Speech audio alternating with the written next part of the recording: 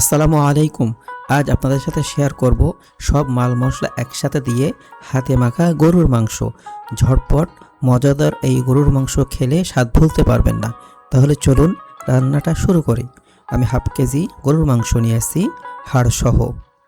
এখন ভালো করে ধুয়ে আমি প্যানে বসিয়ে দিলাম। বড় সাইজের 4টা পেঁয়াজ কুচি করেছি। এখন সেগুলো মাংসের উপরে ছিটিয়ে দিচ্ছি। বড় সাইজের একটা রসুন ও এক টুকরো আদা হামানদিস্তায় বেটে দিয়ে দিলাম। 2টা এলাচ ফল দিয়ে দিলাম, 2 টুকরো দারুচিনি দিয়ে দিলাম এবং 2টা লং ফল দিয়ে দিলাম।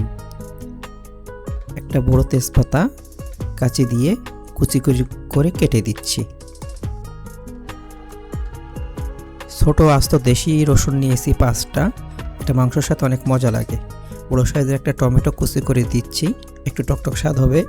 এরপরে 1 চামচ লবণ, 1 চামচ হলুদ গুঁড়া, 2 চামচ মরিচের গুঁড়া, 1 চামচ ধনিয়ার গুঁড়া ও 1 চামচ জিরা গুঁড়া দিয়ে দিলাম। সরিষার তেল দিয়েছি 150 গ্রামের মতো।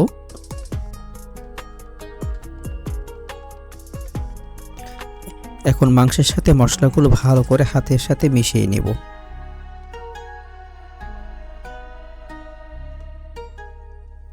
ধৈর্য সহকারে এখন মাংসটা আমি মেশাচ্ছি। যত ভালো করে মেশানো হবে খেতে ততই স্বাদ হবে।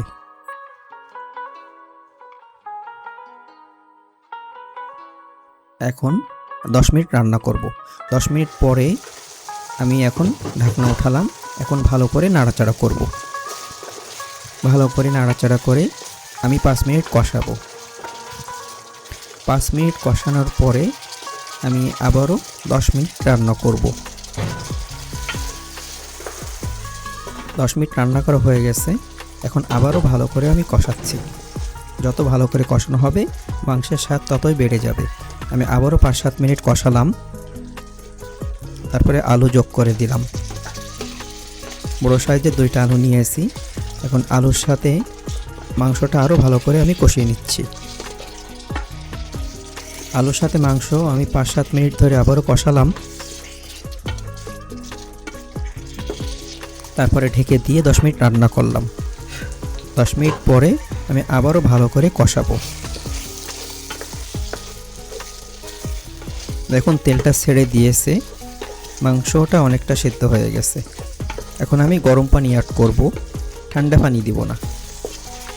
আমি আধা লিটার গরম পানি করে রেখেছিলাম, এখন সেটা মাংসের ভেতরে দিয়ে দিচ্ছি। পানি দিয়ে ভালো করে আমি নাড়াচাড়া করে নিচ্ছি যাতে মশলাটা ভালো করে সব জায়গায় মিশে যায়। এখন আমি 10 মিনিট রান্না করব। পানি দিয়ে 10 মিনিট রান্না করা হয়ে গেছে। আমার রান্নাটা 80% হয়ে গেছে।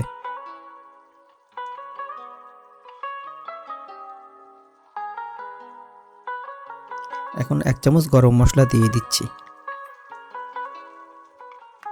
ফালি করে রাখা কাঁচামরিচ দিয়ে দিলাম 4টা। এরপরে ঢাকনা দিয়ে ঢেকে দিলাম। আমার কিন্তু রান্না শেষ। এখন 10 মিনিট আমি দম দিয়ে রাখবো। 10 মিনিট পরে ঢাকনা তুললাম। দেখুন রান্নাটা কতটা লোভনীয় হয়েছে। তেলটাও উপরে ভেসে উঠছে, কালারটাও মাশাআল্লাহ অনেক সুন্দর আসছে। এখন খাওয়ার জন্য প্লেটে উঠিয়ে নিচ্ছি। দেখুন আলুটা কত সুন্দর সিদ্ধ হয়ে গেছে। আস্ত রসুন দিয়েছিলাম, সেটাও মোমের মতো গলে গিয়েছে।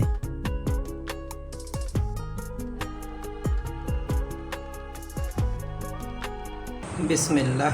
মাশাআল্লাহ রান্নাটা অনেক মজাদার হয়েছে। আজকে রান্নাটা কেমন হলো প্লিজ সবাই কমেন্টে জানাবেন।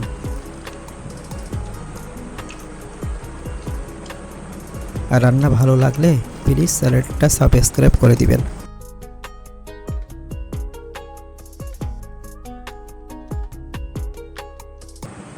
আলহামদুলিল্লাহ।